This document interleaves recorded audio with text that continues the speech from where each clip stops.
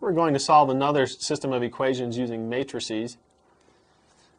We want to solve this system. 2x plus 2y minus 3z equals 5. X minus y plus 2z equals 8. And 3x plus 5y minus 8z equals negative 2. First thing we want to do is write down our augmented matrix. Remember that the augmented matrix is in two parts. We have our coefficients of our variables, the x coefficients in the first column, y coefficients in the second column, and z coefficients in the third, or a vertical line, and then the coefficients on the right-hand side go in the second part here. Our goal when using matrices is to try to get this matrix into row echelon form. To do that, we need a 1 in this 1, 1 entry up here in this upper left corner.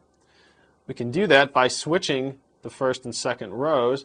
So we're going to say our new row 1 is equal to the old row 2, and our new row 2 is equal to the old row 1. If we perform that operation, we get the following matrix. Notice all we're doing is switching the two rows, so our old row 2 becomes our new row 1, and our old row 1 is our new row 2. We didn't change row 3, so we just rewrite that. We go on to another piece of paper.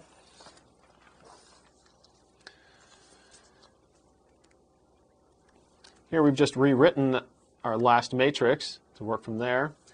After we get this 1 in the upper left corner, we'd like to get zeros underneath that. To do that, we're going to make our new row 2 equal negative 2 times row 1 plus row 2. And we want a 0 here so we can change row 3 at the same time. Our new row 3 will equal negative 3 times row 1 plus row 3. If we perform those operations, we get the following matrix. We did not change row 1, so we just rewrite that. To get our new row 2, we perform this operation. Negative 2 times 1 plus 2 is 0. Negative 2 times negative 1 plus 2 is 4. Negative 2 times 2 plus negative 3 is negative 7. And negative 2 times 8 plus 5 is negative 11. To get our new row 3, we perform this operation. Negative 3 times 1 plus 3 is 0. Negative 3 times negative 1 plus 5 is 8. Negative 3 times 2 plus negative 8 is negative 14.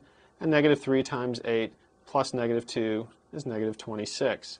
So now we have a 1 with zeros underneath it here. Our next step is to get a 1 along the diagonal in the 2, 2 entry. To do that, we'll multiply row 2 by 1/4. If we perform that operation, we'll get the following matrix. We have not changed row 1 or row 3, so we rewrite those. We're going to multiply row 2 by 1/4. 0 times 1/4 is 0. 4 times 1/4 is 1. Negative 7 times 1/4 is negative 7/4. And negative 11 times 1/4 is negative 11/4. We've got a 1 here. We'd like to get a 0 underneath it. To do that, we have to change row 3. So our new row 3 will equal negative 8 times row 2 plus row 3. If we perform that operation, we get the following matrix. We did not change row 1 or row 2, so we rewrite those. Negative 8 times 0 plus 0 is equal to 0. Negative 8 times 1 plus 8 is equal to 0. Negative 8 times negative 7/4 plus negative 14 gives us 0. Negative 8 times negative 11/4 plus negative 26 is negative 4. Now at this point, we notice that this last row gives us the equation 0 is equal to negative 4. Well, 0 is not equal to negative 4, so this is a false statement or a contradiction, which means that this system has no solution. Or we'd say that the system is inconsistent.